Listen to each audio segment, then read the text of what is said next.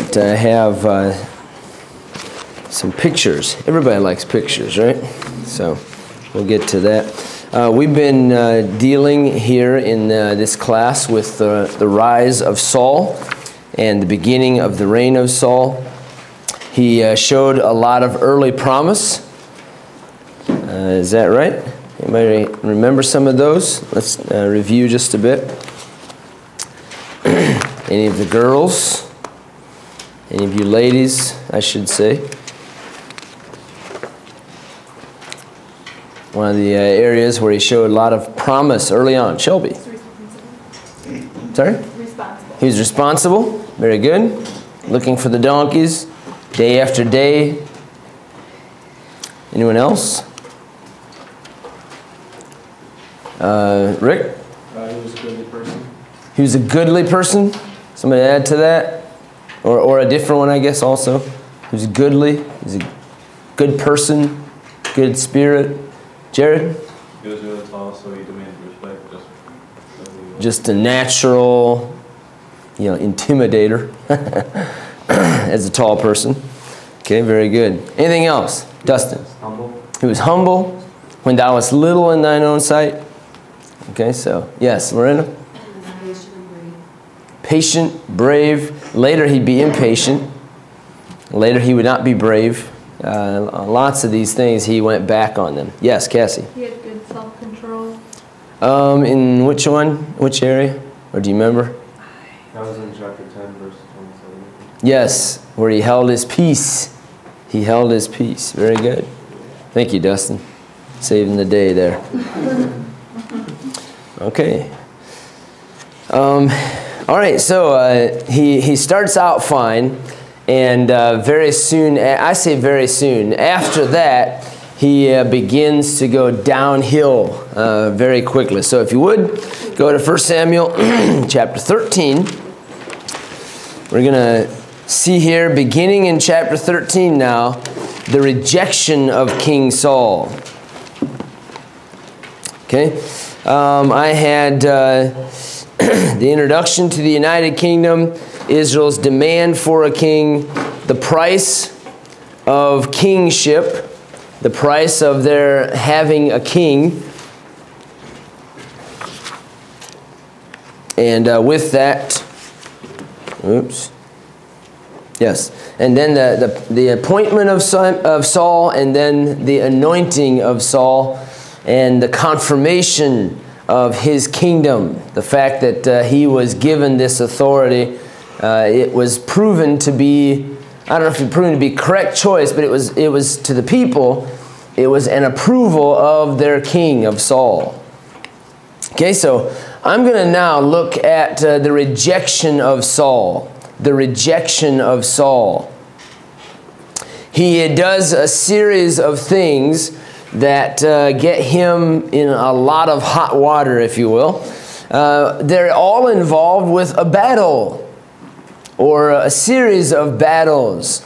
Saul, I guess, expanding, if you would look at it this way, he's expanding his reign.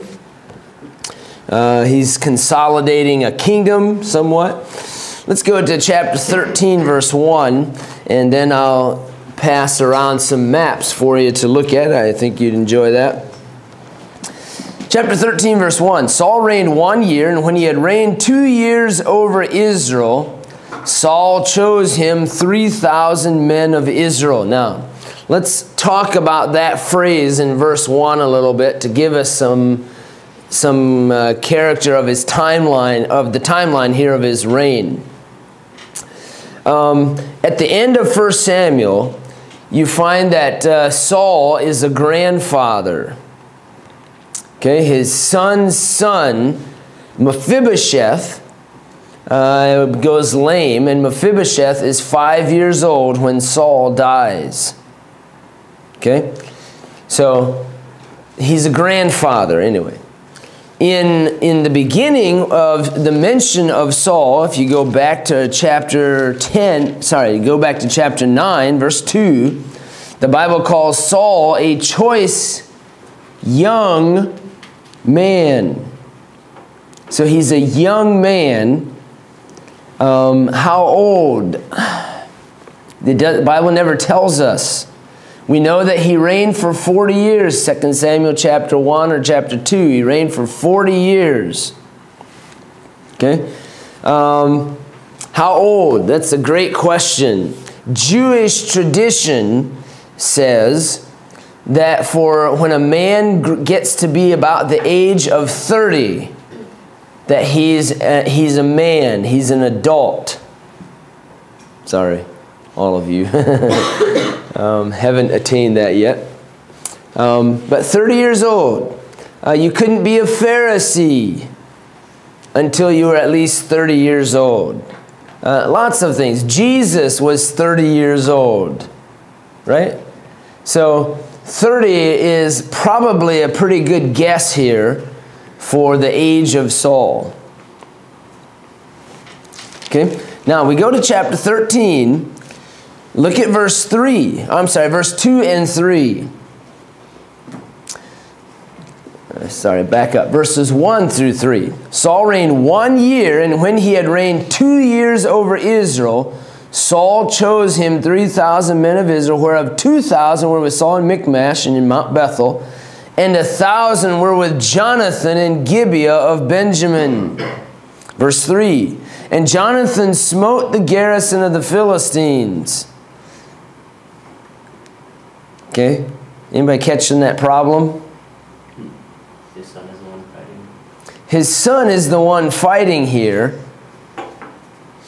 And verse 1 says, he reigned 1 year, and when he had reigned 2 years over Israel.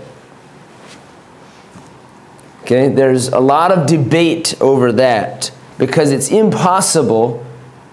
The idea is that it's impossible that Saul only reigned 2 years, and here's Jonathan, a grown man already, leading soldiers in battle, if he was a child himself. Okay, which I agree that there's a problem. The Septuagint drops out verse 1. Just drops it out. It says, oh, that's a problem, so they just dropped it. And there's other translations that do different things with that. I believe, and I've looked at it a little bit, I'm going to find me a Hebrew teacher and a couple around here that I think have some authority, and see what they say. And I didn't do that yet. But as I read about it a little bit, and I'm not a Hebrew scholar, but as I read about it, that probably means that when he had reigned more than one. He reigned a year, and he had reigned many more years. Something along the... It's probably later in the reign of King Saul, around 25, 30 years into his reign. Okay? Jonathan's a grown man. Jonathan probably was a little child when Saul became the king, if he was even born. Okay? Yes?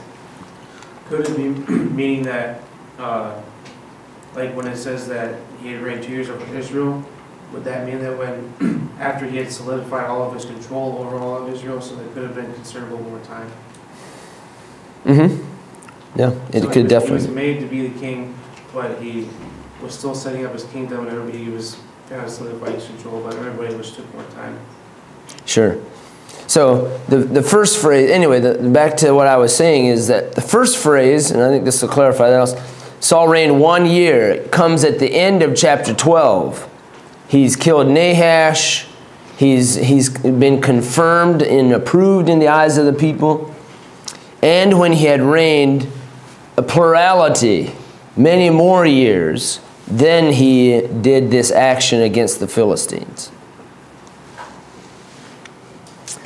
All right, so this is the beginning here in chapter 13, and then also in chapter 14 of some of the battles that Saul had with the Philistines. In chapter 15, he goes to battle against the Amalekites. And of course, in chapter 13, he's rejected. In chapter 15, he's rejected as king. So, all right, I'm going to pass out this map here.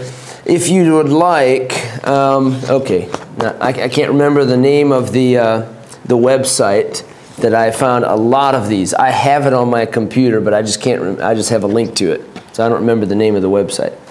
But Josh, you'll be interested to know these. But I have a lot of these kinds of maps that just show the land of Israel and then the routes generally and the places that were involved in this. So let me start this with Nathan.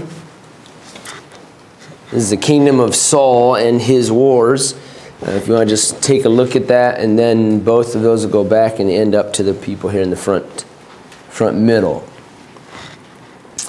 All right, so this is the beginning of the battles, a couple of the battles against the Philistines that Saul starts. And I'm going to, as far as the rejection of King Saul, I'm going to look at these battles not as anyway, I'm going to look at him in light of his flaws and of Saul's mistakes that led to great sin and led to his rejection ultimately. So we're going to look at him in light of the mistakes, the flaws, and then we'll look at each of these battles as they come up with the flaws. Okay? So first of all, Saul developed some flaws. We're going to take a look at some of these flaws. The first one is that, and I say the first one, the first one's not directly related to a battle, but even from the beginning, Saul was doing things that should have raised some red flags in the eyes of the people. And definitely in the eyes of God. It already had raised flags, but I want to point out something I think is significant. Maybe you disagree with this. I think it's interesting that Saul was ignorant of who the seer was. I think that's a flaw. If you go back to chapter 9, verse 17, and I'm not going to turn there because we've already discussed this, but Saul comes looking for the seer. He knew that there was a seer there, but he'd never seen him, evidently. He didn't know what he looked like. The only reason Samuel knew Saul is because the Lord had told him, look for this real tall guy. He's one of a kind. But Saul did not know who Samuel was. He was supposed to go to worship the Lord at least several times a year, where he should have gone. He's a young man, but he's already an adult, evidently. He becomes the king. So the argument can be made that he should have known Samuel and didn't. Number two, another flaw, real reluctance. Reluctance. He did not, I know it's like Moses in a sense that, Moses didn't want the job either. And here comes Saul and but even after he's appointed, even after he had several signs that we never looked at in detail, but he had several signs given to him by God, and one of them was that he prophesied. Another one was that it was predicted who would come, or how many would come along, and they would offer him some bread. And it happened exactly the way the prophecy went. And he's still reluctant. He's in hiding. Once Moses had that confirmation of his call, you don't find Moses being reluctant.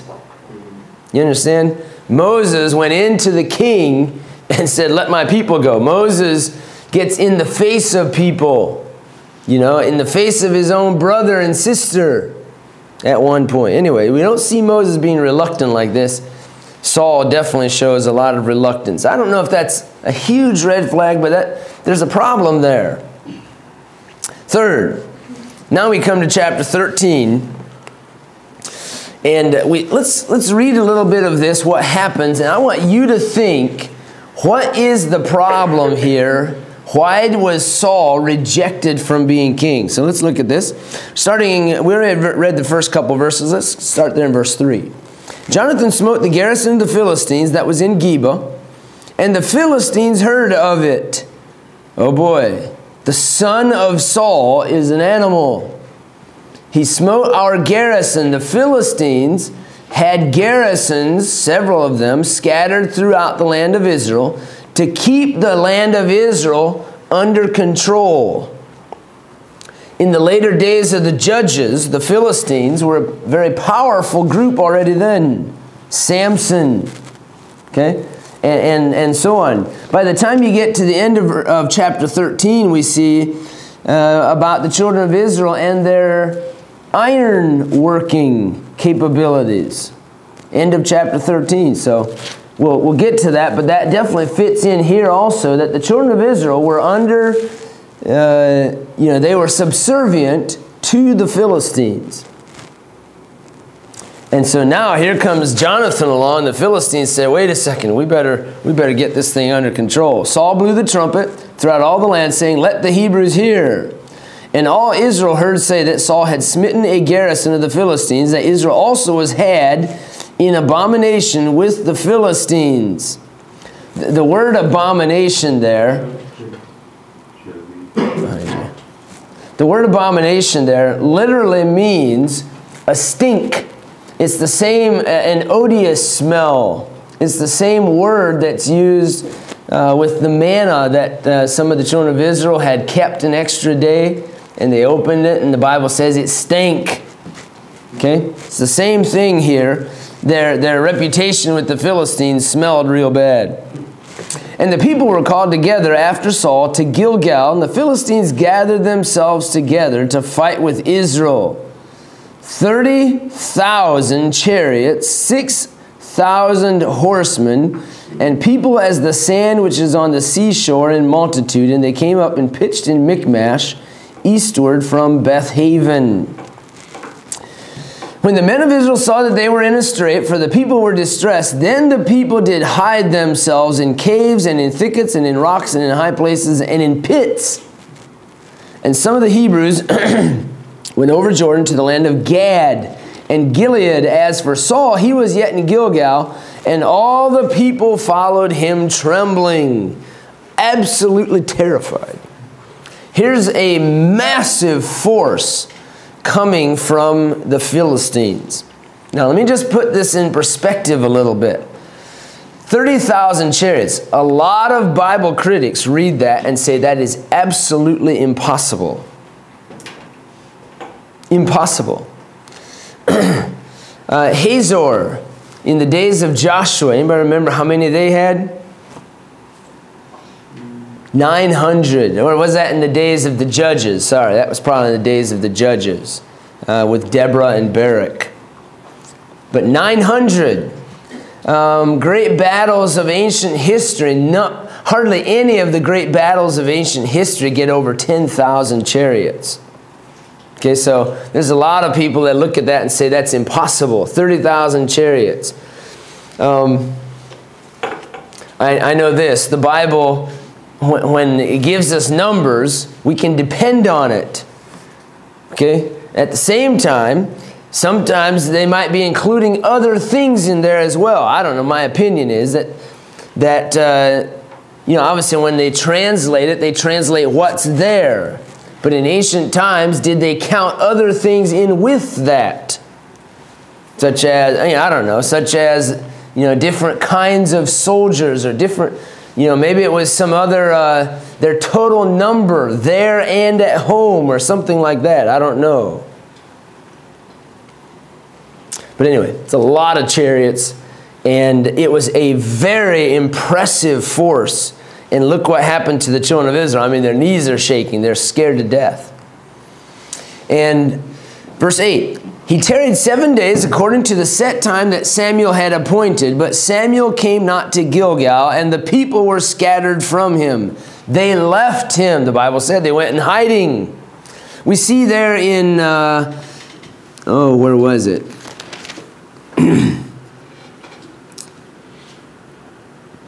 Verse 15, Saul numbered the people that were present with him, about 600 men.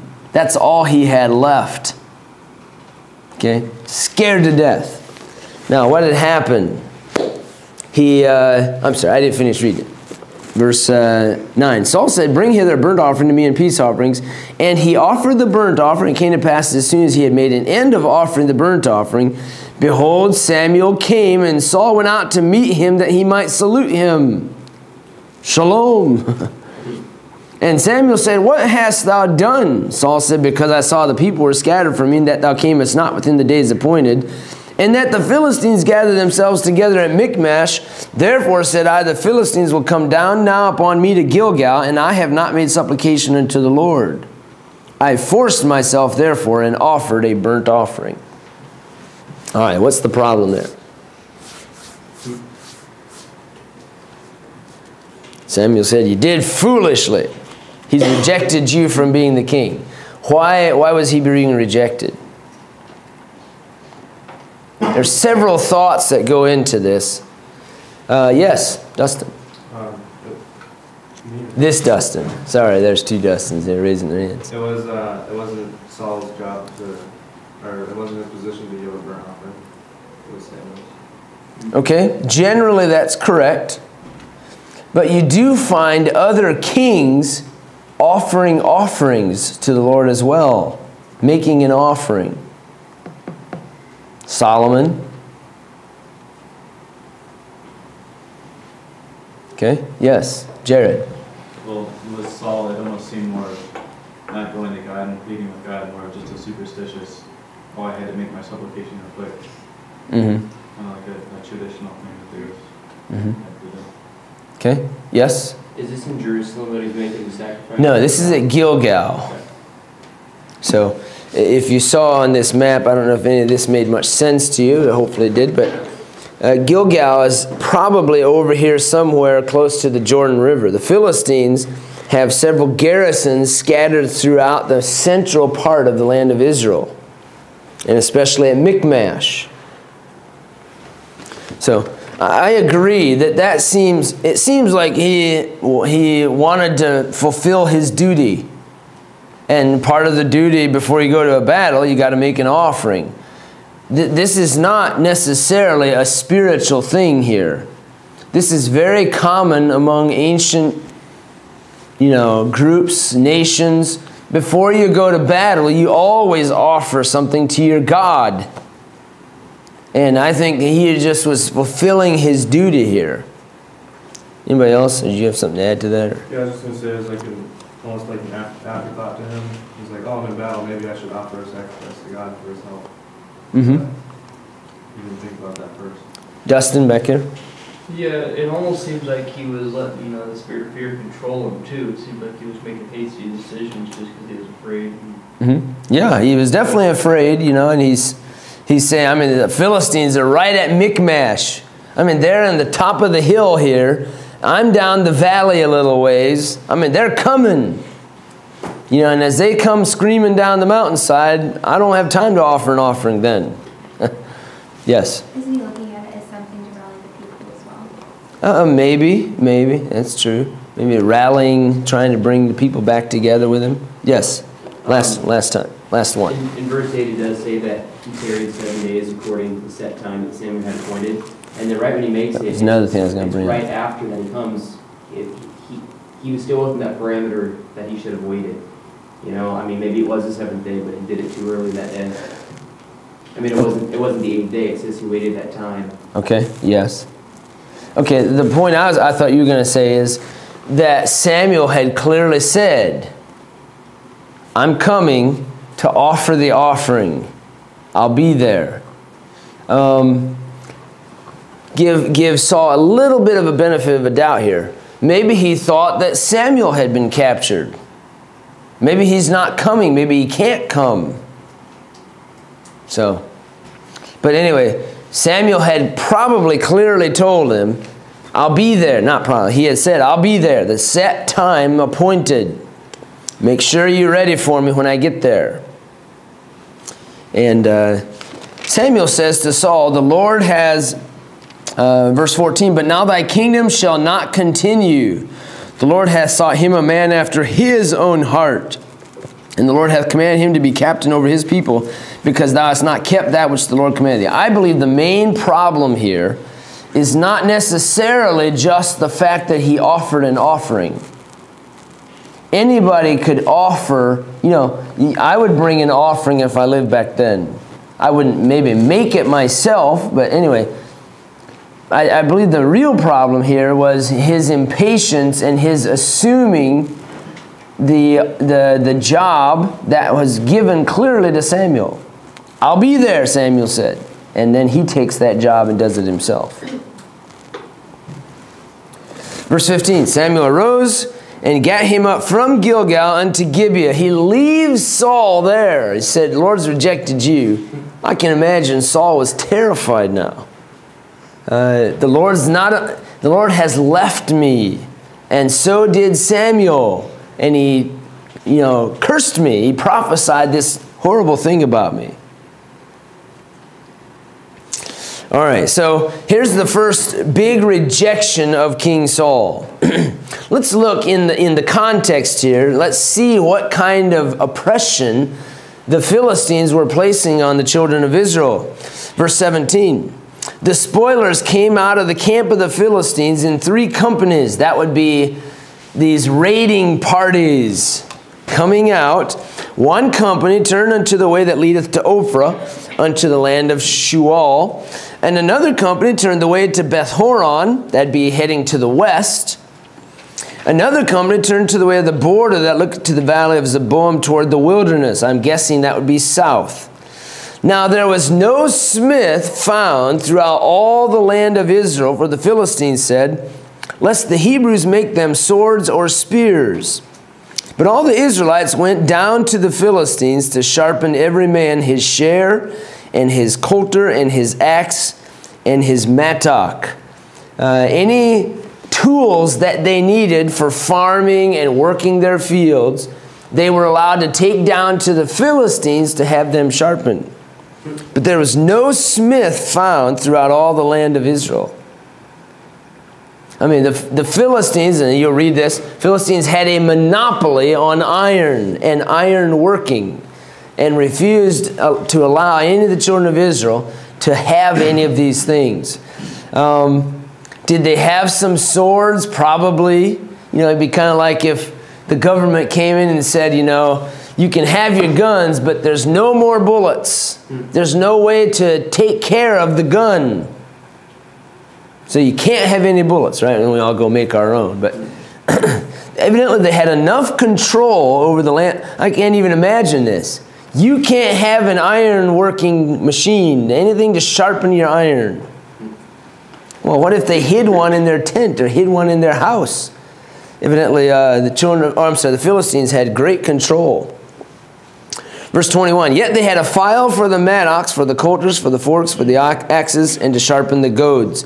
So it came to pass in the day of battle that there was neither sword nor spear found in the hand of any of the people that were with Saul and Jonathan, but with Saul and with Jonathan his son was there found, and the garrison of the Philistines went out to the passage of Michmash. Now, he's got 600 men.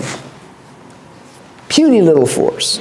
With no swords or spears. Okay? Their goose is cooked. They're done. And Jonathan, in chapter 14, Jonathan says, hey, what do we have to lose? Nobody back in camp has a sword and a spear. And Jonathan and his armor bearer take off and head up into the hills to the main garrison at Michmash, and of course win a great battle there. Yes, Jared? Just asking what you think about this. Me and my dad, my dad looked into this a little bit, but he had a theory. He's saying the Philistines might have been like an early colony of like the early Greeks. He did some studies saying like the early Greeks or whatever had colonies here and there, and like the time of war was when basically the Greek, or it wasn't Greek back then, more like the sea people or whatever, they'd have armies that would go down to different colonies and push out the borders. So like this army of the Philistines, like an army would go to the Philistines and go to different colonies to solidify this border. So like the time of war, this army of 30,000 chariots or whatever may have come fought to solidify the Philistines' borders and then moved on to another colony. I was just wondering if you'd done any research on that. I have not heard that. The Philistines wasn't just one nation, it was more like a colony connected to a bigger region. Yeah. I mean, that would involve a study of who the Philistines were. Right, but that kind of explains the large armies. Yes. And then the fact that, like, if the army was that big, you'd think they'd just come in and mop up Israel. but the army came, fought, solidified the Philistine quarters, and then left. That's Mhm. why, otherwise they could have just destroyed it. Interesting. Yeah. I had not heard Something that. we- That's We interesting. just looked into a little bit a while back. We didn't do a whole study of it, but Mhm. it kind of explains to me things that Yeah, that's a good point. I was just wondering if you. I had not heard, I've not read that even before. So, anybody else read that? That's a good point. Yes. Sort of with that, I mean, the Philistines basically are the sea peoples, right? Right. Yes. I mean, I know there's also theories that they're the Phoenicians as well. Phoenicians. Phoenicians, yeah, and that was one of their colonies they were coming to. So, I mean, because they weren't just a tribe like the Amalekites. Or Oh, no. They weren't just a tribe. So I'm saying the Philistines isn't just one local nation. Right. Sure. They're a mixture. Right. Yeah, that's a good point. That's a very good point. I think when people read it though, they think when they read Philistines, it's just like any other tribe being mentioned that Israel's fighting against. Right. You know, when, Right. just when you're casually reading. No, the Bible. that's definitely not the case. Anyway, yeah, it's a very good point. I know in studying it last year for Bible geography. They didn't have just one central king, like one central location. It was Mhm. spread out. So, I mean, the army itself could have been spread out throughout all of these different Mhm. things. They had a tyrant over a certain city, and that individual tyrant was responsible for that city and gathering all of his troops and everything. Mhm. So they did band together in situations. Yes, like they this. did come together, but they were definitely independent groups mixed together under one name. Very good point. Okay, I have here some pictures of Michmash, and these are great. As I go through this, I wish when I went to Israel that I could have gone to Michmash. To me, this is one of the greatest battles, greatest victories. You picture rock climbing, Jonathan and his armor bearer going up. This is an aerial view of what's believed to be Michmash. This is a canyon coming from the east, the Jordan Valley, and you come up through the canyon, you're going up into the hills higher and higher, and eventually this canyon runs out as it comes up into the hills. It's believed that the fortress at Michmash was somewhere here in this, up above on top of this massive canyon. Okay, now this doesn't do it any justice because you can't see how deep this canyon is. This picture here gives you a side view of the canyon, and we're talking hundreds of feet up. The side of it'd be on this side, where Michmash would have been up here on top somewhere. And the Bible talks about the big rocks and so on. They're two massive rocks that were obviously so prominent that they actually had names. But Jonathan and his armor bearer went up somewhere, up one of these ridges here, up on top of Michmash, up to the garrison of Michmash. So I'll pass these around. You can take a closer look at those. That's a great place to study about. Okay, the impatience. Let's move on then. This will bring us next to chapter 14 then. He also was very selfish. Saul. King Saul was very selfish. Now, I'm going to prove that, I believe, in chapter 14. 1 Samuel chapter 14. Here's 600 soldiers without swords or spears, and so a very small force. Here's Jonathan and his armor bearer saying, what do we have to lose? We might as well go attack the Philistines. If we die, we die, but we're going to at least die fighting. Came to pass upon a day that Jonathan, the son of Saul, said unto the young man that bare his armor, come and let us go over to the Philistines' garrison that is on the other side. But he told not his father. Now, I think it's interesting that that the scripture actually records that. Jonathan didn't tell his father. That just flashes real big to me. Why? Why? Why would you not tell your father? He's the leader. He's the king. I think it's very obvious I say very obvious. To me, it's obvious. He didn't want to tell his dad because his dad would have said no. It's easier to ask forgiveness than permission. Please don't try that in the men's dormitory. It's much easier to ask forgiveness. And so he just said, hey, let's do this. If it works, then everybody's going to say, wow. If it doesn't work, we're all going to die anyway. Nothing to lose. So he didn't tell his father. I think that is very significant. His dad, his father, the king, was terrified and didn't have any faith. Was not a spiritual man. I believe Jonathan was. Verse 2. Saul tarried in the uttermost part of Gibeah under a pomegranate tree which is in Migron, and the people that were with him were about 600 men.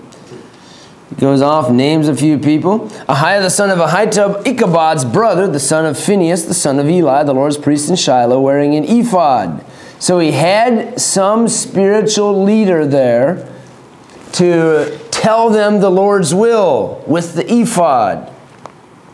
And the people knew not that Jonathan was gone. Between the passages by which Jonathan sought to go over unto the Philistines' garrison, there was a sharp rock on the one side and a sharp rock on the other side. And the name of the one was Bozez, and the name of the other Sina.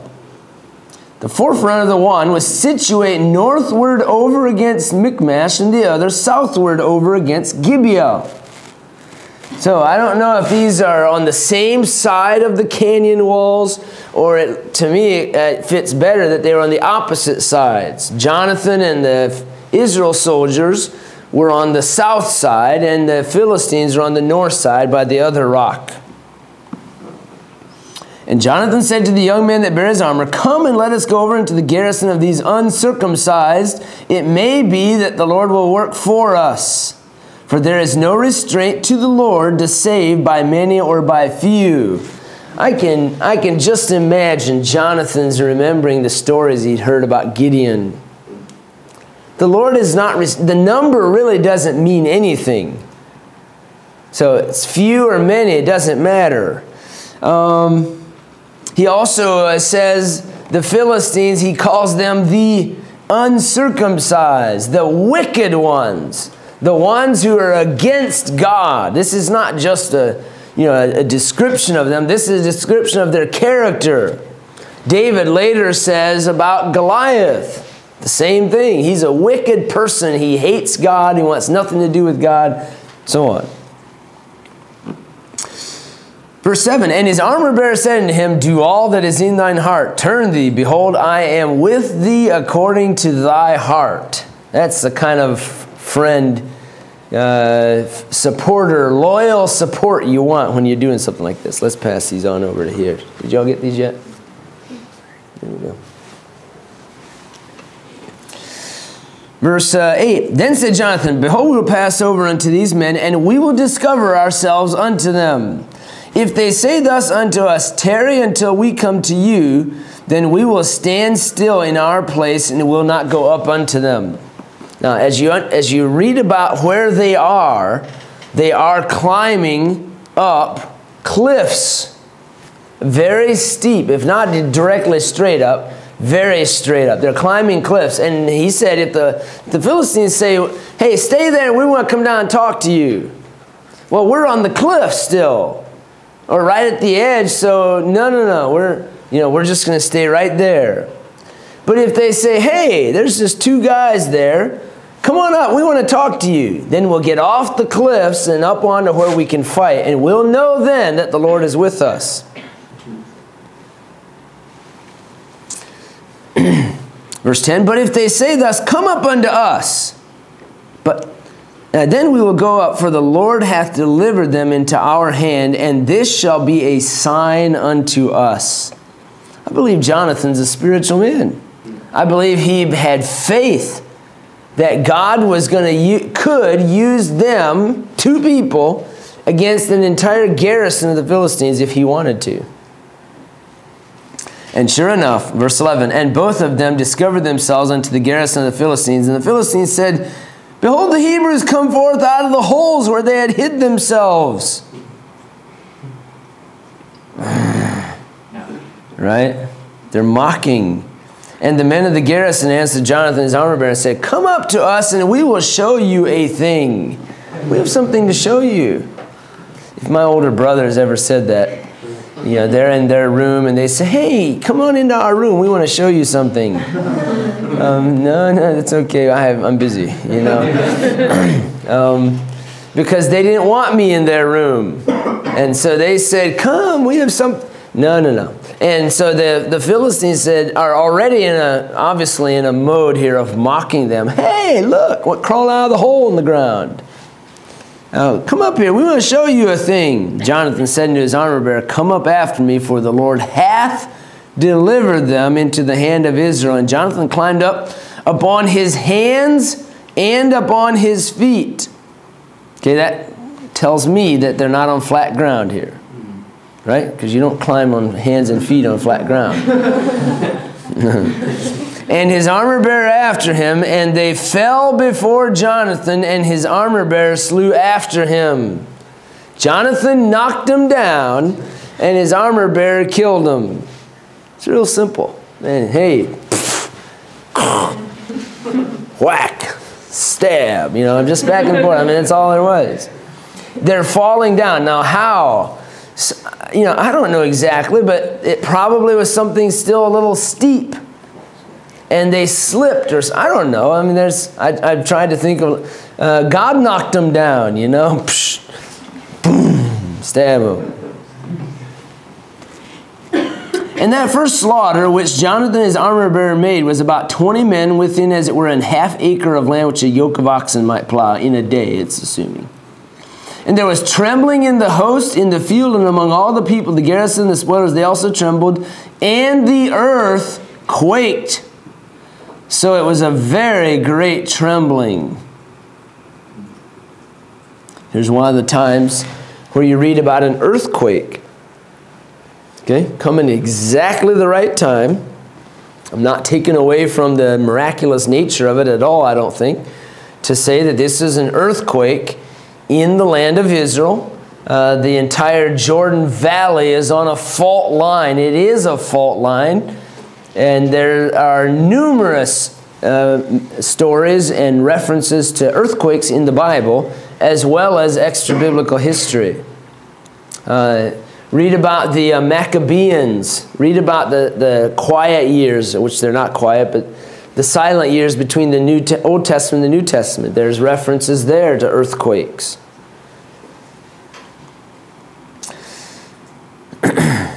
All right, where am I at? Verse 16. And the watchmen of Saul and Gibeah of Benjamin looked, and behold, the multitude melted away, and they went on beating down one another.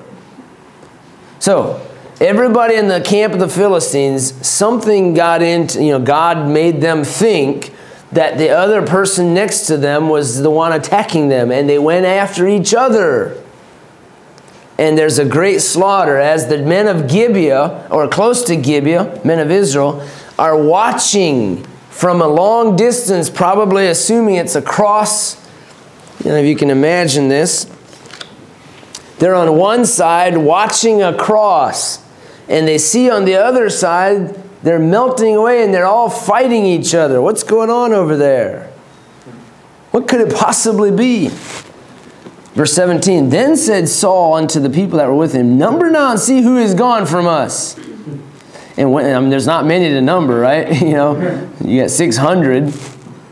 And they numbered, and when they had numbered, behold, Jonathan and his armor bearer were not there. And Saul said unto Ahiah, bring hither the ark of God, for the ark of God was at that time with the children of Israel. And it came to pass when Saul talked unto the priest that the noise that was in the host of the Philistines went on and increased. And Saul said unto the priest, withdraw thine hand. A great discomfiture. And the children of Israel pursued after what was left of the Philistines as they're killing each other. Now the children of Israel join in and help them out, killing each other. Verse 23, so the Lord saved Israel that day, and the battle passed over unto Beth Haven. Now here's, I believe, the selfish part of it. Verse 24, and the men of Israel were distressed that day, for Saul had adjured the people, saying, Cursed be the man that eateth any food until evening, that I may be avenged on mine enemies. So none of the people tasted any food. And sure enough, Jonathan and his armor-bearer were not there when the order had been given not to eat. So Jonathan and the armor-bearer and everybody's chasing after the Philistines, and for good reason, and they're all starving, hungry, and they're getting faint and weak. And Jonathan comes upon a beehive, takes his sword out, which he's one of the only ones with a sword, him and his dad, and sticks it up in the beehive and pulls down some honey and licks it off, like a good man would do with a knife. Right, you guys? And everybody said, you were supposed to eat then. He said, what are you talking about? I'm hungry. You know, we're the victors. We do whatever we want. We won. He said, no. Your dad said not to do that, and anybody who eats anything until evening is going to die. And Saul finds out about it, and Saul said, verse 28 is when the people said, verse 29, then said Jonathan, my father hath troubled the land. Ouch. Jonathan knew that his father was hurting the people. He was making bad decisions. The people flew on the spoil. They had a great victory. Man, a great victory. They come back at evening.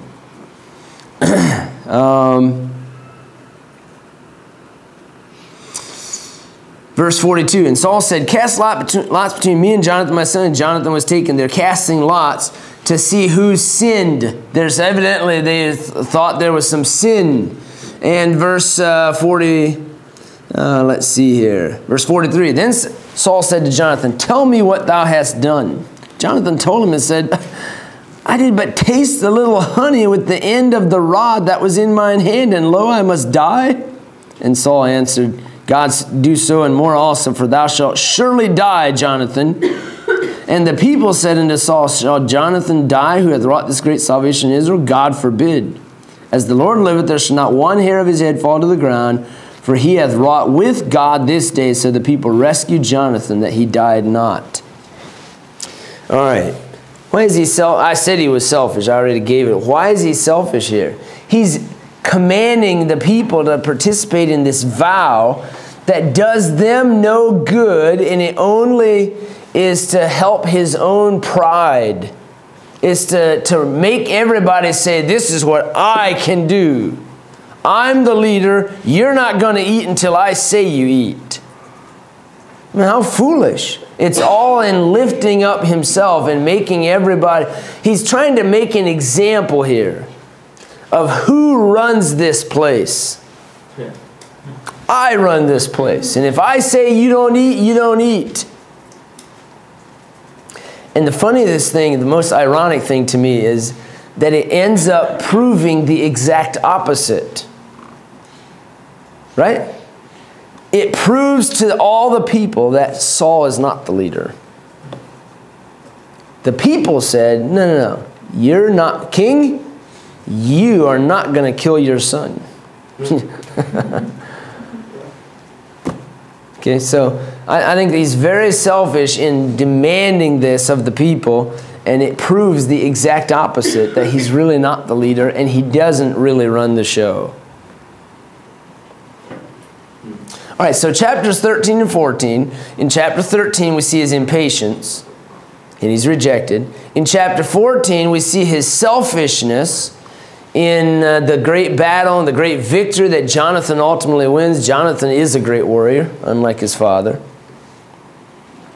Now we come to chapter 15. By the way, chapter 14, verse 48 says he smote the Amalekites. I believe that's reference to chapter 15, which, by the way, in chapter 15, he won a great victory. That's another interesting thing. I forgot to mention this. Chapters 13 and 14, we see the sin of Saul. They didn't just both happen in a battle against the Philistines. They both happened in victories against the Philistines. They won the battles. Chapter 15, against the Amalekites, they won the battle.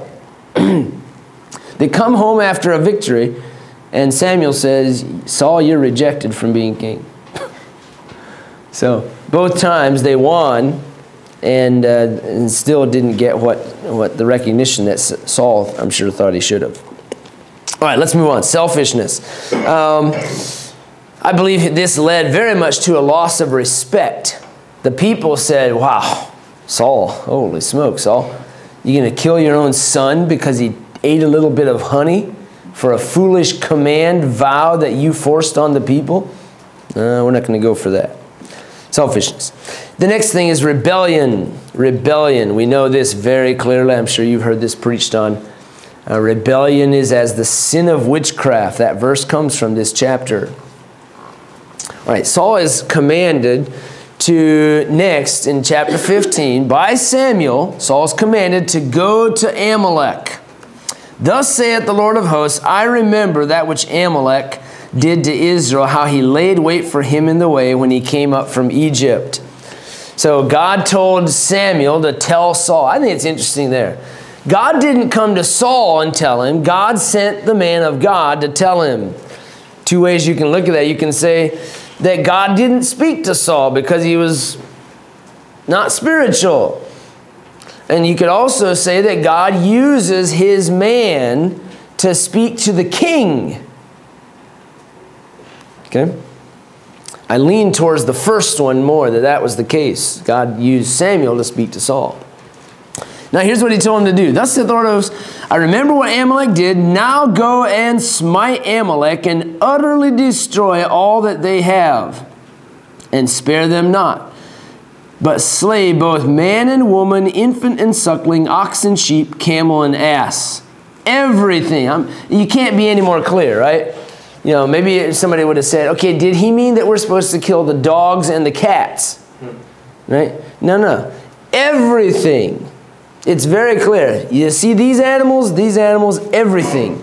Man, woman, infant and suckling, everybody, everything. Now, let's look at a little bit of the history of the Amalekites. I've got a few minutes left, and I want to look at, just real quickly, the Amalekites. Where did Amalek come from?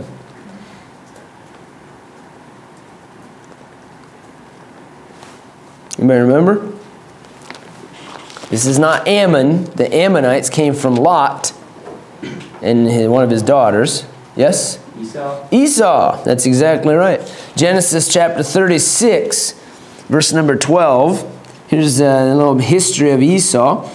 Timnah was concubine to Eliphaz, Esau's son, and she bare to Eliphaz Amalek. These were the sons of Adah, Esau's wife. Adah, of course, was a huge disappointment to Isaac and Rebekah. That's Genesis 36:12. In Numbers 13, verse 29, here's the children of Israel crossing the wilderness. And who comes to bother them and to kill some of them? Sure enough, the Amalekites. The Amalekites dwell in the land of the south, and the Hittites and the Jebusites and the Amorites dwell in the mountains, and the Canaanites dwell by the sea and by the coast of Jordan. The Amalekites dwell in the land of the south. Numbers 13:29. Numbers 14:45. Then the Amalekites came down, and the Canaanites which dwelt in that hill, and smote them and discomfited them even unto Hormah. Verse 43 also mentions the Amalekites. All right, so the Amalekites were a roving band, a group similar to the Bedouin. You know what I'm talking about? The Arab Bedouin traveling nomads is really what they were. But the Amalekites, you know, what makes a group a vicious group? You know, what makes somebody that way? It's they don't know God. They have no recognition of God, and everything is about how powerful you can make yourself and how vicious you can be. You know, you think of some of the most extreme groups in the world, like ISIS. How can they go around just chopping people's heads off, you know, and seem to have no regard for human life? It's because they have no regard for God. I mean, God is the furthest thing from their minds. Judges chapter 3 again mentions the Amalekites. Oops, I'm going to Joshua. Judges chapter 3, verse number 13. And he gathered unto him the children of Ammon and Amalek, and went and smote Israel and possessed the city of palm trees. This is Eglon, king of Moab, gathering the Amalekites, who also were vicious like he was. Judges 6, verse 3. Here's the story of Gideon. And what happens? The Midianites gather the Amalekites with them and raid Israel. Chapter 6, verse 33. Then all the Midianites and the Amalekites and the children of Israel were gathered together, went over and pitched in the valley of Jezreel, and Gideon meets them there and destroys a bunch of Amalekites there. Now, we come to 1 Samuel chapter 15, and this is a group still, same ancestry, the same group of people that for 400 or 500 years, 400 or 500? Yeah, about 400 years, 350 years earlier, before the king came along, the Amalekites were bothering the children of Israel in the wilderness. 400 years later, here they still are, and they had some of their own cities, evidently, and God tells Saul to go kill them. And of course, we know that he doesn't. He keeps some of the things. He keeps a lot of the animals. He keeps the king alive. And he comes back to Saul and he says, look, I did what you told me to do, right? Verse number 9, no? Oh, I'm sorry. Verse 13.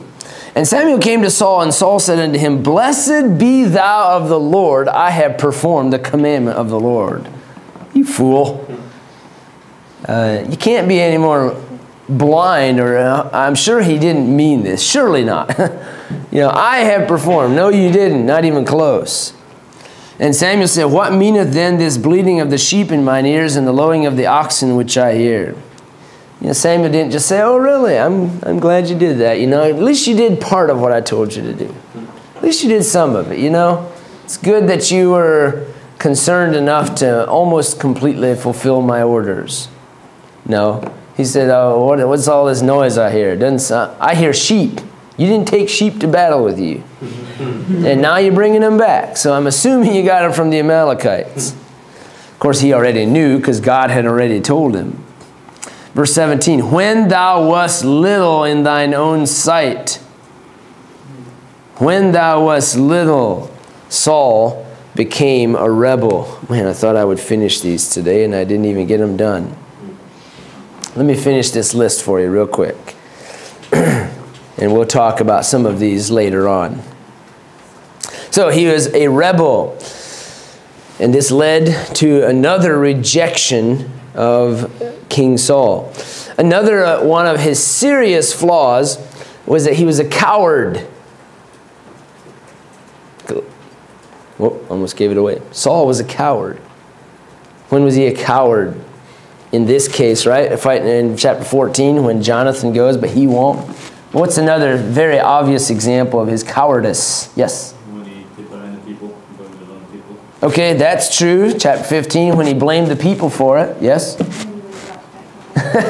When he wouldn't go fight Goliath. And he lets a boy go out to get himself killed. Think about, humanly, David should have been dead meat, squashed like a bug. Like the dog that Goliath said he was. And David goes out there and does the job for Saul. Saul's a coward. He also had a huge problem with jealousy. We know this. He chased David all over the land of Judea, trying to kill him. Why? Because David was going around trying to undermine his authority, right? No. Because David was trying to steal his kingdom from him. No. He's just jealous because David got more name recognition than I did. David, people sang songs about him, and they sang songs about me, but they sang nicer songs about him than about me. He's jealous. He also was frustrated by not seeking the will of the Lord. He went to a witch. And then lastly, he committed suicide. He committed suicide. We'll stop there. Those are the flaws. I can't wait to look through these Psalm studies. See what you learn from them. By the way, they need to be one page